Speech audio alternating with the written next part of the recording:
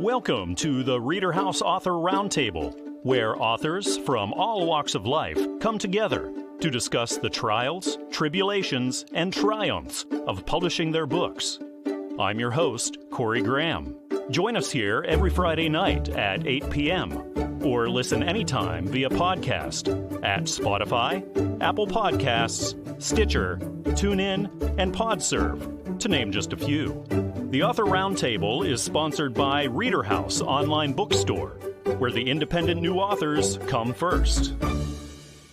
I'm delighted to welcome back to the ReaderHouse Author Roundtable, author Michael Urban. Michael, welcome back. It's great to be talking again. Great talking to you too, Corey. Thanks for having me. This time around, we're going to be talking about your book, CW2, Colstrip Withdrawal 2.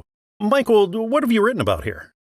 Well, I've written about a small town in Montana that had a little bit of a dilemma when they lost their primary source, or were not totally lost, but had a partial loss of their primary source of income, which is coal.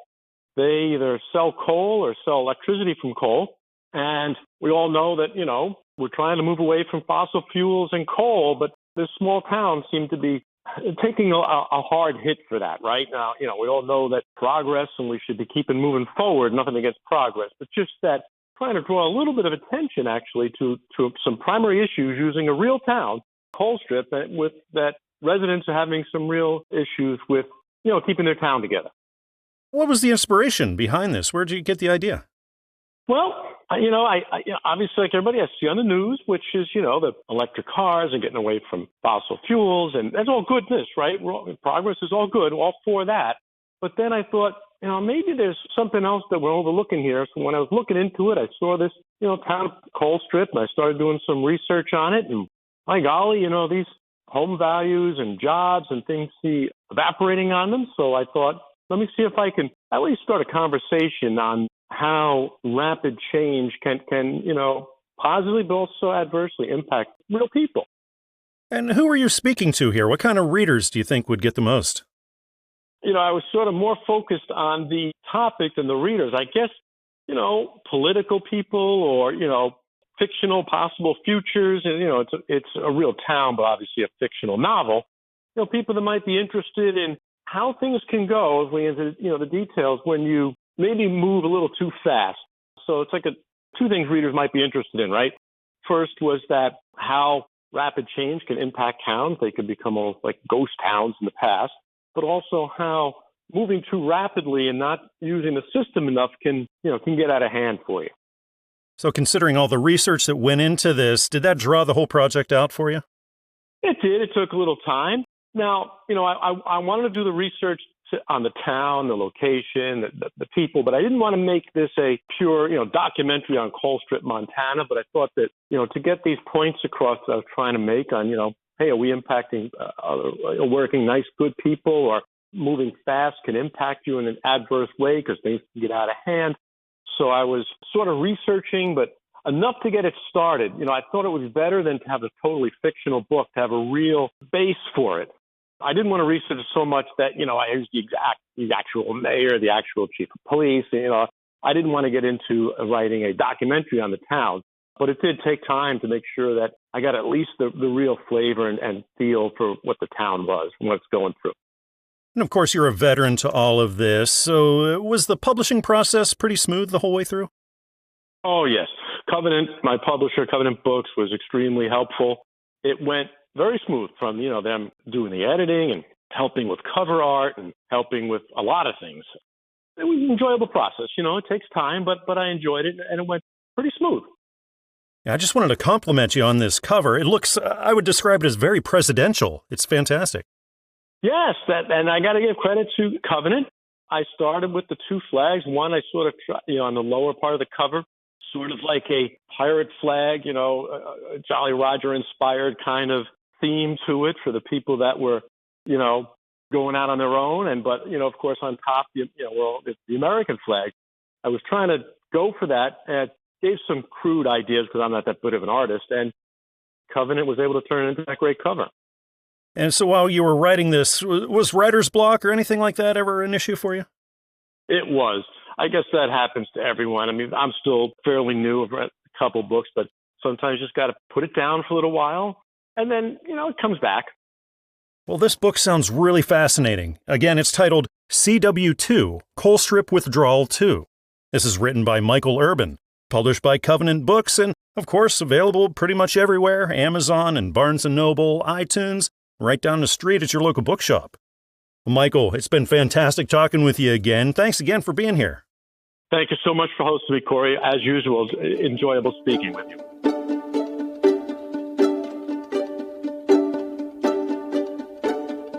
Joining me right now here at the ReaderHouse Author Roundtable is author William Fuller. Bill, welcome to the show. Thanks for being here with me tonight. You're more than welcome. I'm excited to be here. Well, I'm excited to talk all about your new book, A Lifetime of Unusual Blessings and Favor. So, Bill, can you tell me what you've written about here? Sure, I'd be happy to. The key to the book is, have you ever been mad at God? So mad that you would tell God to his face that you thought he was a liar, thought his word was not worth the paper it was written on, thought he was too weak to perform his word. I've experienced that part in my life. I had a wife that had cancer. She was very religious. She believed God would heal her. God in his word says in many places that he does heal, that he takes care of it, and that there's no exceptions, that he heals anybody who asks. And she did ask. She was not healed. She was 28 years old when she was diagnosed with breast cancer, and she passed when she was 34. And I was very angry at God at that time. And you need a lifetime of experiences, I think, to fully understand the works of God and what he was doing. My wife got a scripture before she passed, that greater love hath no man, that he lay down his life for his friends. Well, since then, as you read it in the book, I remarried. My second wife and I had 2 sons. She laid down her life so that Joshua and Timothy could be brought into the world. That is what I have gotten out of my life. What kinds of readers did you have in mind for this, Bill? It would be the religious community, Christians, people of the Christian faith. And is this your first published work, or have you done this before? No, this is my first work. Oh, about how long were you working on this? About 6 months. So once you started working with your publisher, Christian Faith, was that a smooth process, or were there some challenges along the way? No, it was pretty smooth. I accepted all of their suggestions, and it took about from December to March before the book was published, and now we've been going through a lot of different media outlets and ways to get the book in front of the average person. So once you were holding that first copy in your hands after all that work you put into it, Bill, what was that moment like for you? It was exciting. I shared the book with my son and my daughter, and they got to read basically what Dad's been doing all these years, why he chose to do what he did, and I think it added some clarity in their lives. So looking down the road, do you think you might publish some more, write some more books? Yes, I have another book in mind. Is it along these lines, or are you looking at some other things? No, all of my life I've been a student of eschatology and end times, and I think I don't care who you are, you can't help but look at the world situation and come away scratching your head wondering, what's going on? This isn't the way it used to be, and certainly is not. And everybody is kind of looking towards the future, and what does the future hold? Does the Bible have anything to say about the future? Are there any prophecies that I might be made aware of? What's going on? And I've been a student of this for all of my life, and I have a few things to say about it. Well, we have a lot of people listening to us right now who are authors just starting out in all of this. So, Bill, do you have maybe some advice that you could offer? Sure. I think the important thing is whatever it is you have to say to the public, the most difficult part of anyone's book for a first-time publisher or for a first-time book is getting it in front of readers and getting it in front of people and making them want to read your book. And that is the key to success. You can have the best book in the world, but if it's not published correctly or marketed correctly, nobody's going to read it. Well, it sounds like a lot of lives will be blessed by this book. Again, it's titled A Lifetime of Unusual Blessings and Favor. It's written by William Fuller and published by Christian Faith Publishing. So find it at places like Amazon, Barnes & Noble, iTunes, and traditional brick-and-mortar stores. Well, Bill, thank you so much for coming on the show and chatting tonight. It was really nice to talk with you. You're more than welcome. Thank you for what you do, my friend, and be blessed.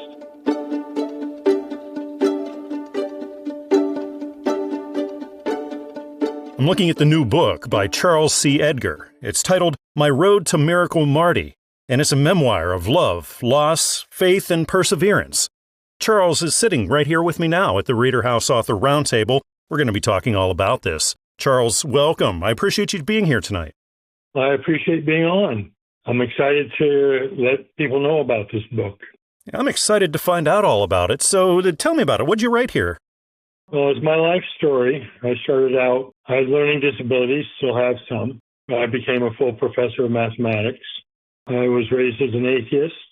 I became a Christian and follower of Jesus Christ. I prefer say follower of Christ because of it's more what I do rather than a denomination. I got married in college, and then when we left college, my first wife was Sue. We went to graduate school, and one week on a Wednesday, we found out at 2 o'clock that she was pregnant, and at 4 o'clock that she had a melanoma stage 3. 1 year after that date, almost to that date, she was diagnosed with MS. Wow. She lived another 30 years, and I was able to stay with her. We had another child later on, and then after that is when I became a Christian. After she passed, I got married again to Marty. That's why the name of the book. There's a whole story behind it, but the main thing is 3 medical doctors in 2016 told me that she was a miracle. And that's why the name Miracle Marty. We were married for 16 years. Of that time, she was in and out of cancer probably 14 of those 16 years. Charles, what sorts of readers do you think this would connect with the most? New Christians or people who are Christians that say, well, I've never had any problems, therefore, Christ doesn't make a difference to me. And while I've never drank or did any bad thing, the Lord has been with me my whole life. I can look back and see, even when I didn't know him, he was with me. And it's trying to be an encouragement to people that Jesus Christ is real and that he helps us through difficult times. So is this your first published work, Charles, or have you done this kind of thing before? This is my first book I have ever written. I am surprised it's written because of my learning disabilities in English. And basically, I had 2 professors one in high school and one in college, that basically thought I copied something because it was so different than the rest of my writing. But I had rewritten the material probably 7, 8 times. It was still my writing, but I didn't realize how important recopying or rewriting things was. So once you got started on this, clear up through the publishing and everything, was this a long journey overall for you? 7 years. I think that's long. So once you had your manuscript ready, you started working with your publisher, Christian Faith. What would you say was the most challenging part to you about that publishing process? Most challenging is just going through when they edited it and made some changes, deciphering it and realizing that I made one mistake, which I discovered and was able to change it before it went to publishing. And basically, it was a positive thing for me to go through. I enjoyed it. And just a hint for people who might want to think about writing, the trick I did was I basically wrote stories that came to mind over probably 5, 6 years. I may have had 50 or 60 of the stories, and then I put them together in order. Rather than trying to write something from day one on, I just wrote what came to mind, and that's what's in my book. And there is nothing like seeing that finished product, that thing that you worked so hard toward. So when your first copy of this came in, you're holding it in your hands for the first time, Charles. What was that moment like for you? Exciting, mind-boggling. I just never expected it to be that good. Basically, the cover was there. The only thing I had when I put out the thing for the cover was I just wanted a rocky road. And then they put a car and some other things, and it's just fantastic. I was very, very impressed with it. Well, I know so many people were going to have their lives touched by this book. Again, it's titled My Road to Miracle Marty. It's written by Charles C. Edgar, published by Christian Faith Publishing, and available pretty much everywhere, places like Amazon and Barnes & Noble, iTunes, and also traditional brick-and-mortar stores. Charles, I really appreciate you coming on the show and telling me all about this work. It was really nice talking tonight. God bless.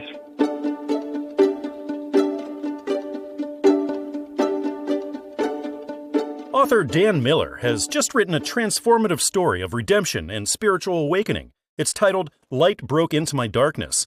And that's what we're going to be talking about right now here at the ReaderHouse Author Roundtable. I'm really happy that Dan is sitting right here with me. Dan, welcome to the show. I appreciate you being here. Thank you very much. I'm glad to be with you. I'm glad you're here, and I'm glad to learn all about Light Broke Into My Darkness. Dan, can you tell me what you've written about here?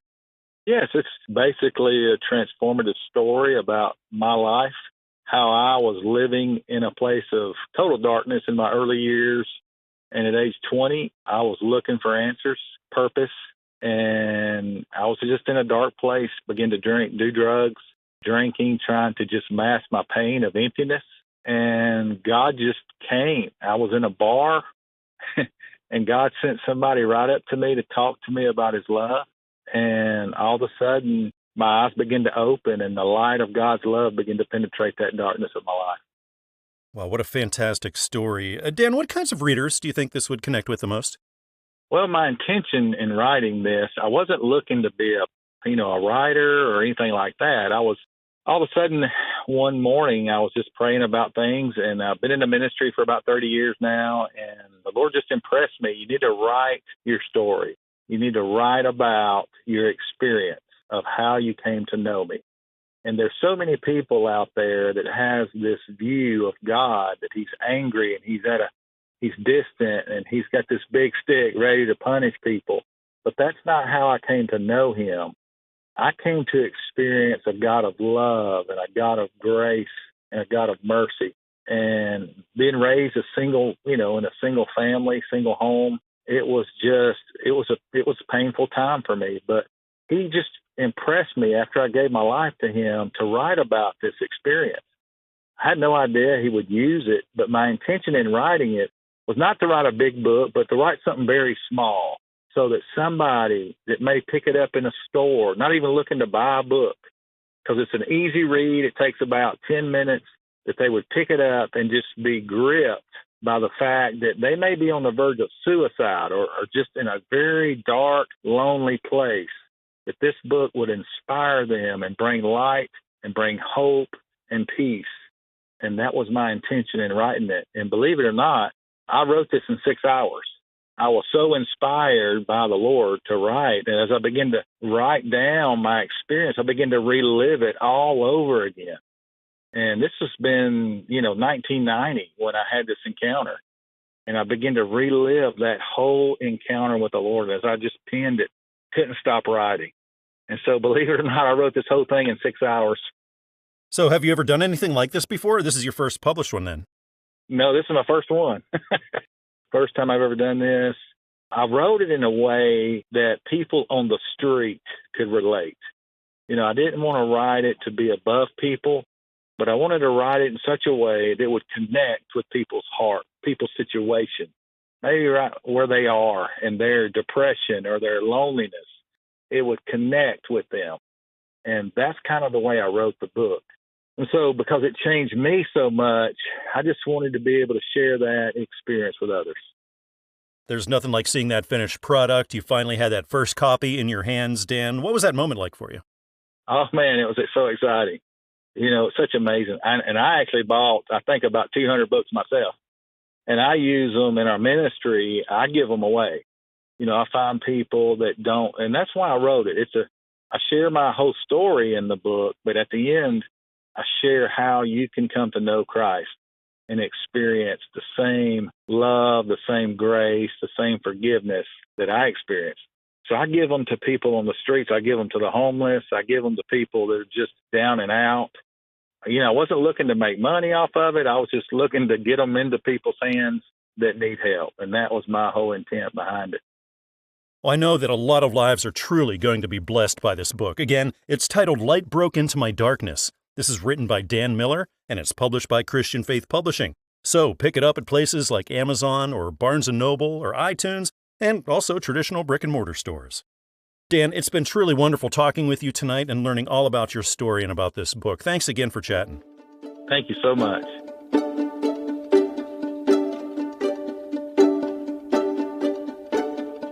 The book I'm looking at right now is a faith-filled children's story about perseverance, faith, and the joy of surfing. It's titled Togi's Adventures, Going to Surf Camp. And it's written by Dr. Stacy L. McDonald, and Stacy is right here. We're going to talk all about the book. Stacy, welcome to the show. Thank you so much for being here. Thank you. It's an honor to be here. Can you tell me all about Togi's Adventures, Going to Surf Camp, and what readers are going to find when they open it up? Well, it's a surf camp book focused on faith. And so you'll find some surfer's prayers, St. Christopher, and prayers for protection, and little Bible verses interspersed throughout the reading. But there's more to it. I included Surfers for Autism, a little information on Surfers for Climate Control, Surfers for Healing, and Surfers of Bali, just to give people of all ages an idea that surfers really have intentions to help not only the environment, but people also. There's also self-care, so how to prevent sunburn and stay hydrated and have an umbrella and take care of yourself while you're out on the beach so you don't get burned. And then there's surf etiquette as well. And I had the honor of joining Pastor Keith and Balsa Bill, who is a major surfer in Hawaii, at surf camp in Cocoa Beach for several years at their church. And every season they have a surf camp. So I sort of included them in there too, because you speak from what you know. Stacy, how did this all come about? Where'd you get the idea to start on it? Well, I wanted to spotlight surf camp and Surfers for Autism because I volunteer for them as well. I grew up in Cocoa Beach since I was 8. Sometimes surfing and surfers get a bad rap that they're party people and into bad ideas and habits, but they're really good people overall, mostly. And it is a sport now that they're including in the Olympics. So this is just a book for readers of all ages that might want to start surfing so they know the etiquette of surfing, some of the language. I even wrote a song in there. If anybody's musically inclined, they could try and play it and sing it. And just to get familiar that surfing is around the world where there is water and an ocean. So just introducing it to see what they might want to follow up on. So once you sat down, got started working on this, Stacy, was this a long process overall, the writing and publishing and everything? With the publishing, it extends it a bit.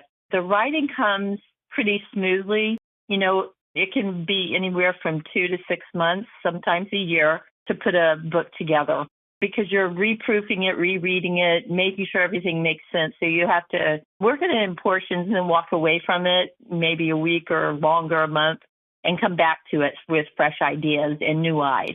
I do that myself before I present it to my publisher. And then, of course, the publishing, they do the artwork for me and redo the final proof. So we're working together on the final proof. And that depends on how clear I am in my writing and the point of the book. So I really try to firm it up before I present it to the publisher, though. And they're really good about completing it with me. Yeah, once you started working with your publisher, Christian Faith, what did you find the most challenging part about that whole publishing process for you? I don't think there's really a challenging part. I think in my first couple of books with them in this children's series, the most challenging thing I found out, but I have learned since then, is that it's a process and it takes time. On my first 2 books, I thought, I gave it to them. It should be out in a month or 2. But then you have to proof it. Their idea of proofing it might be different from mine. So then we have to communicate and be more explicit on what is meant there and the intention and how the artwork blends with the writing. I learned in the beginning, the first 2 books, that, just understand that it's back and forth and go with the flow. You've got to realize that it is a process.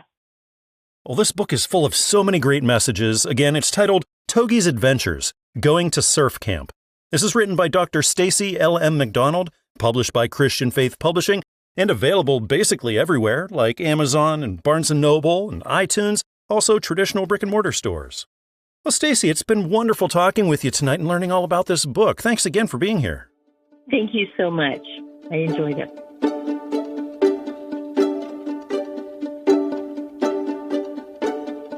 Heavy Fire Showing. That's the name of the new book by William W. Niemann, and it's a series of stories from his career with the Prince William County Department of Fire and Rescue. William is right here with me now. I'm going to find out all about this book. William, welcome. Thank you so much for joining me. Thank you for having me. William, can you tell me all about Heavy Fire Showing, and what can readers expect here? The novel is basically 30 or more short stories. Some of them are longer than others. Fictional stories based on actual incidents that I worked during the course of my 30-year career at Prince William County, and some personal stories that occurred during the course of my life, too, that may or may not be directly related to my career. William, what kinds of readers do you think this would connect with? Do you think it would be first responders who would like this the most?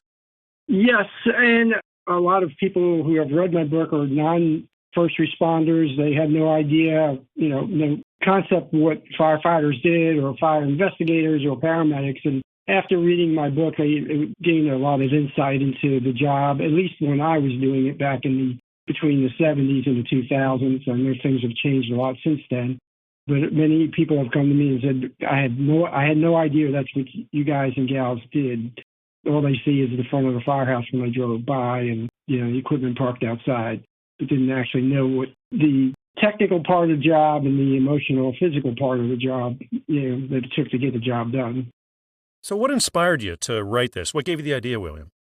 It's always been a bucket list thing for me. I retired in 2004, and I was hoping someday I'd bump into somebody who already had written a book or a novel, and, they could collaborate with me. But that never happened. About 2 years ago, April of 2023, I just was sitting down one day and just started writing. And I wrote what amounted to an outline, though I'm not sure an English professor would consider what I read an outline. I just started writing, and, April of this year it was published. So it was about a 2-year process. Congratulations on getting that first one out there. Thank you. Once you started working with your publisher, Newman Springs, William, what did you find the most challenging part about that publishing process? Just some phraseology. There's phrases and terms that we used in the fire service that, people reading that would mistake it, or, they would misspell it, or they would question what this was because they weren't familiar with the phraseology that we used in the fire service, or at least when I was working. So there was a few speed bumps there, and I had to explain in detail what those phrases meant or those words meant. But, they were just speed bumps. There was nothing major. So after that couple years that you put into this, that day comes, your first copy is finally coming in the mail, and you're holding it, William. What was that moment like for you? It was a little surreal. It had been a 2-year process. And like I said, it's always been a bucket list thing, and more than, an attempt to set the literary world on fire, so to speak. It was just a sense of accomplishment, I guess, is the best way to say it. So looking ahead, what are the chances that we might see a follow-up to this or some more writing from you? Probably none. It was a one-time thing.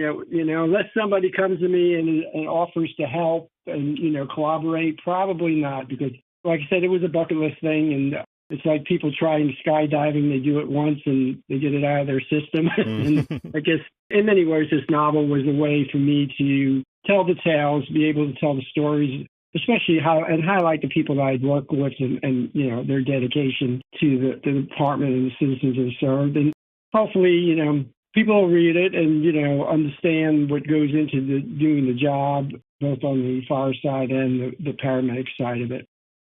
So, William, who do you have around you in your life who can keep you inspired and motivated, especially when you're doing things like this? Well, my wife and my daughter are, my main two inspirations. My daughter's a Black Hawk pilot for the Army, and my wife's a civil engineer, and, they have their great careers, and they often inspire me to do better because of the way they live their lives. Well, this sounds like a book a lot of people will really get into. Again, the title is Heavy Fire Showing. It's written by William W. Niemann, published by Newman Springs Publishing, and available places like Amazon, Barnes & Noble, and iTunes, also traditional brick-and-mortar stores. William, thank you again for coming on the show and telling me all about your work. It's been really nice talking. Well, thank you for having me. I appreciate it.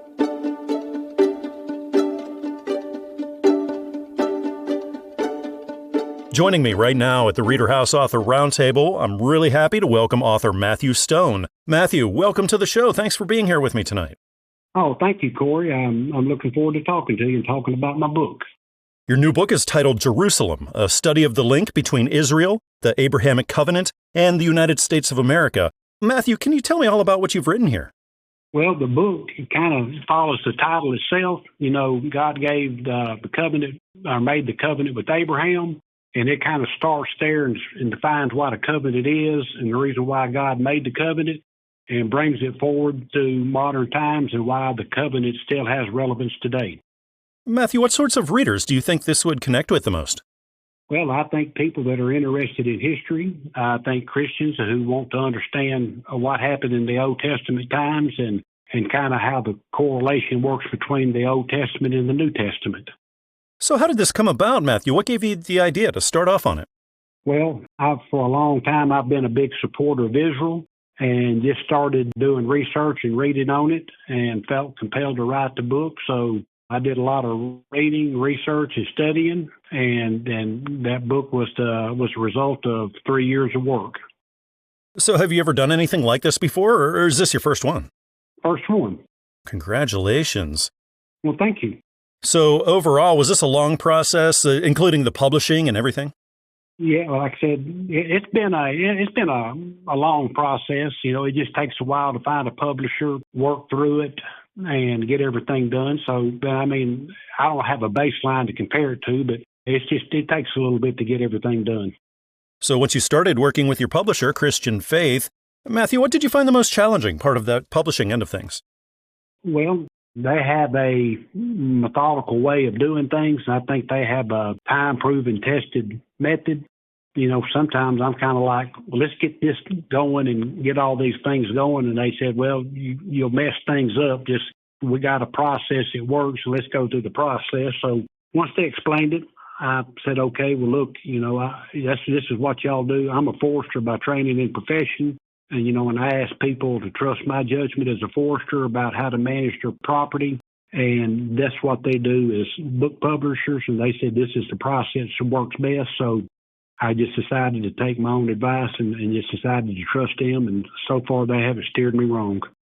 And there's nothing like seeing that finished product, that thing you put all this work into. So, Matthew, once you were holding the first copy of Jerusalem in your hands, what kind of a moment was that like for you? Oh, I don't think I lacked the vocabulary to say that, but just the words to put them together that make sense. When you get through with it, it's almost kind of like it's another child. You have so much in time and energy put into it. So I just sitting here, you're asking that question. I really hadn't thought about it, but I just remember when our oldest child was born and the doctor handed me that little girl and just the overwhelming feeling that came on me that this was mine. That's kind of had a similar feeling when I held that book. And now that you're a published author, your work is out there for the world. Matthew, what's the most rewarding aspect of this all for you? Well, just a sense of accomplishment. I believe we build a legacy and we set the example for our family as a parent. And my wife and I have 3 grown children, and we have 6 grandchildren with number 7 on the way. And, I'm a big believer in hard work, learning a trade, getting a good education, being a productive member of society. So one of these days when I'm dead and gone, if my grandchildren or great-grandchildren can see something that I did, that might encourage them to do other things for the benefit of the community, or just, we have to give back to the public. We just can't take everything that we do. We have to serve and give back, and if this helps people, then I'm glad to be able to do that. Well, again, this book is titled Jerusalem, a study of the link between Israel, the Abrahamic covenant, and the United States of America. It's written by Matthew Stone, and it's published by Christian Faith Publishing, so you can find it in a lot of places like Amazon and Barnes & Noble and iTunes, also right down the street at your local bookshop. Matthew, it's been really wonderful talking with you tonight and learning all about this book. Thanks again for being on the show with me. My pleasure.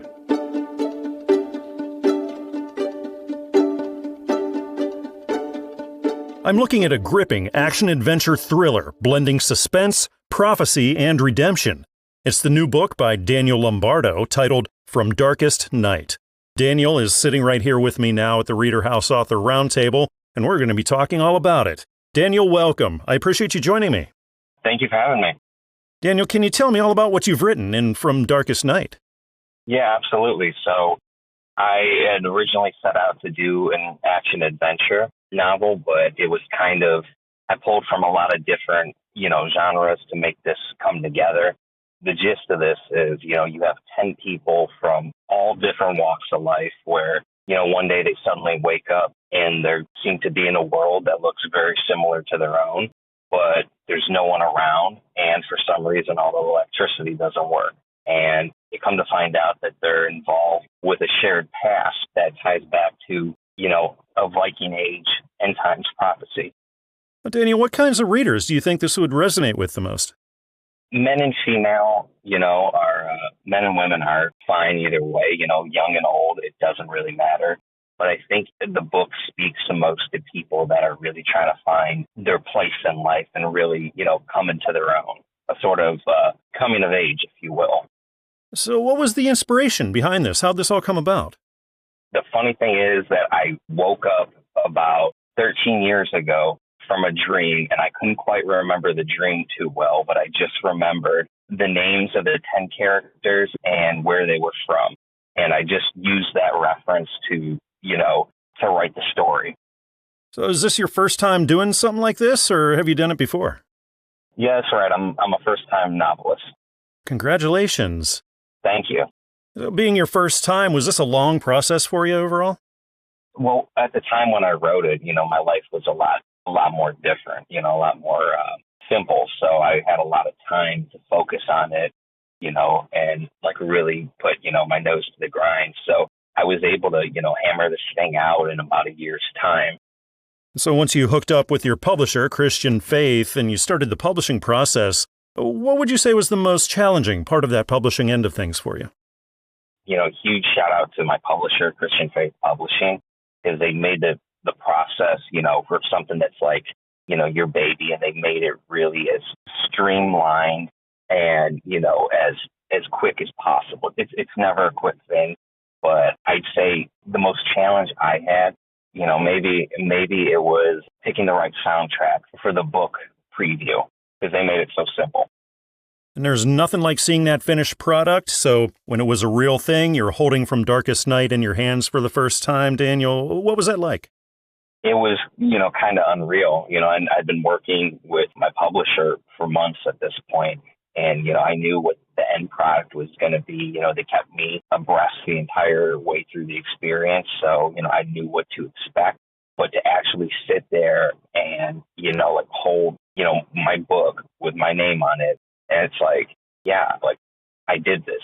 This is proof of concept, from where I started with this dream that I barely remember to 13 years later holding it as a completed product in my hand that someone could pick up if they so choose. So looking ahead, do you think you'll be writing and publishing more maybe? Oh, absolutely. Absolutely. I've been interested in writing for a very long time. So this is not the first thing I've written, and this most surely won't be the last. So while you were writing this, did you ever run into things like writer's block or anything like that? Oh, absolutely. It was pretty bad at one point, and I was, especially because of how I was doing it and because I wasn't pulling from an outline, I had a lot of trouble towards the middle of the book, and, I really had to dig in to get through it. Well, I think readers are really going to be into this book. Again, it's titled From Darkest Night. It's written by Daniel Lombardo, published by Christian Faith Publishing, and you can find it pretty much everywhere. Places like Amazon and Barnes & Noble and iTunes, also traditional brick-and-mortar stores. Daniel, thank you so much for coming on the show and talking all about your work. It was really great chatting with you. Thank you so much for having me.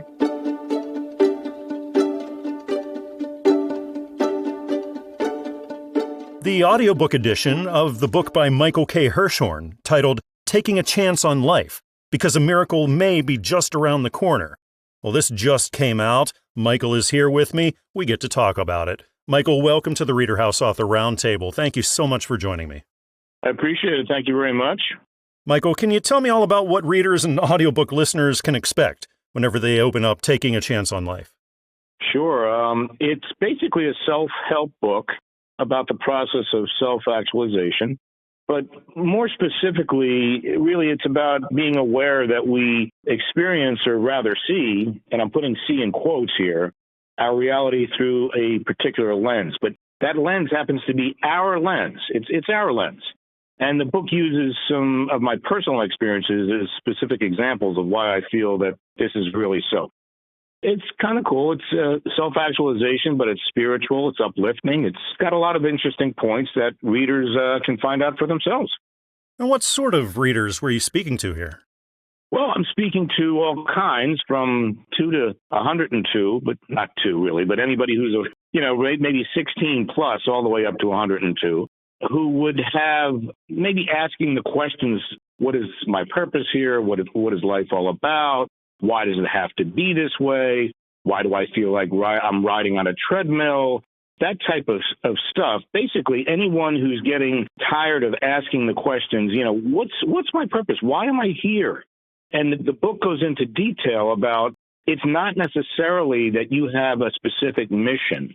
It's that you create the mission as you go along based on your life experiences, your various life experiences, bad, good, and neutral.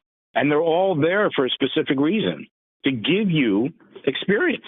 And then you choose from that where you want to go. You don't have a specific, why am I here? You think a book is going to fall off the shelf and someone tells you, yes, you're here because this is what you are meant to do. No, you are meant to create. You are meant to create. And what you're going to create is up to you. I'm curious how this all came about. How were you inspired to start this? That's an interesting and relevant question. I basically was asking those same questions. Why am I here? What am I doing? Is this really is this all there is? I mean, you get the job, you get the watch, you retire, and you move on with some other life experience. No. So I was asking why it has to be this way. And I wasn't sleeping very well. And basically what happened was I started getting these kind of hits. I'm putting hits in quote. I got the word right. And at 2:00 in the morning, I basically got out of bed and I put a pen to paper and started writing. And I asked the question literally out loud, what do you want me to write? And just words started flowing on the paper. It started forming into not poems per se, but ideas. Let's call them ideas, metaphysical ideas, spiritual ideas, thoughts on unity and different things like that. And that turned into imagery. I quotes started coming to me. And I told a buddy of mine about it, and he said, I'll help you build a website, and we'll put all this into a website, and we can work on various things. Your ideas can be turned into videos and images and quotes and all kinds of things. And that's basically how it came about. And eventually from that, I started taking notes on a daily basis, almost on a daily basis, and putting those notes into a folder. And over about 10 years, it turned into a manuscript. So that's how it kind of gathered. It started first with the website, but and this guy who was helping me, he basically kept saying, I know you have a book in there, and I dare you. And he said these words, I dare you to write it. And I'm like, Mike, it's just not me. I'm not an author. Eventually, I took him up on that. It was kind of like a dare. And that turned into a published book, and it became an ebook and now an audiobook. The audiobook came out about 3 weeks ago. Well, I know there are going to be a lot of people out there who need to hear the message in this book. Again, it's titled Taking a Chance on Life, because a miracle may be just around the corner. This is written by Michael K. Hirshorne and published by the Audiobook Network, so you can find it in places where you usually get your audiobooks, like Audible and iTunes and Amazon. Well, Michael, thank you again for coming on the show. It's been so nice talking with you here tonight. Thank you.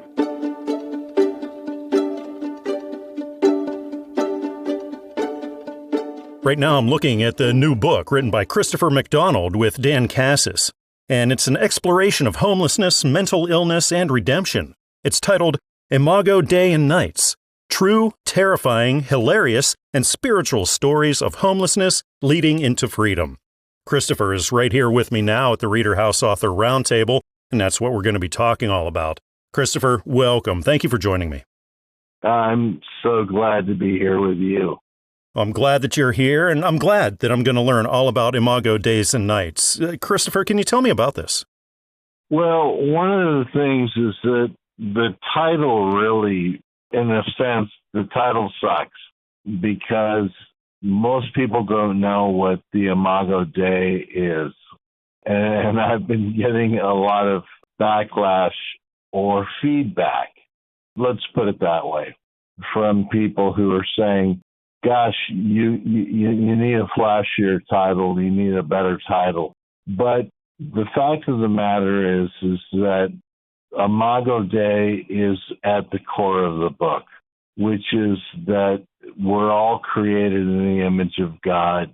And my journey, my 7-year journey from being a very successful and affluent person and being sucked into homelessness, it drew me into seeing so many people as image bearers, as beautiful people. And therefore, for the time being, we're keeping the title as it is. So what inspired you to write this, Christopher? Well, a lot of it was that few people could write it. I had a journalistic background. I had 10 years of journalism behind me. I had also been a pastor. So when I got sucked into the vortex of homelessness, 7 years of it, I was one of the few people who could write about it from the inside out. You know, most people who are homeless, they wouldn't be able to articulate and analyze in a way that I would be, and then report in a journalistic way, the way that I would be able to. And so once I got some years away from it, I felt compelled to write the story. It's very vulnerable.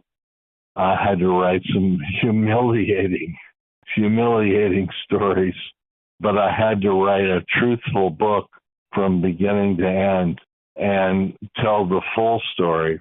And then also offer practical implications and applications. Because if I had had this book the first year of my homelessness, it would have changed my life. I would definitely have, instead of 7 years, I might have been homeless for 18 months. Well, Christopher, what sort of a reading audience do you think this would connect with the most? I think it concerns, we're living in an age where people they're divided. There are people who care deeply about people in distress, and then there are people who don't care at all. This is a book for people who care about those who are in deep distress, and it also parses out and answers questions about mental illness, drug addiction, alcohol addiction, ministries, people who are trying to help, people who do help, people who don't help. It really covers the whole gamut. That's why it's 300 pages. We believe that it's covered the whole gamut. Well, again, this book is titled Imago Dei and Nights, True, Terrifying, Hilarious, and Spiritual Stories of Homelessness Leading into Freedom. This is written by Christopher McDonald with Dan Kassis, and it's published by Christian Faith Publishing. So find it at places like Amazon and Barnes & Noble and iTunes and also traditional brick-and-mortar stores. Christopher, it's been great talking with you tonight. Thanks so much for coming on the show. Thanks for having me. We hope you enjoyed this edition of the ReaderHouse Author Roundtable, where authors from all walks of life come together to discuss the trials, tribulations, and triumphs of publishing their books. We hope to see you back here every Friday night at 8 p.m. or listen anytime via podcast at Spotify, Apple Podcasts, Stitcher, TuneIn, and PodServe, to name just a few. The Author Roundtable is sponsored by ReaderHouse Online Bookstore, where independent new authors come first.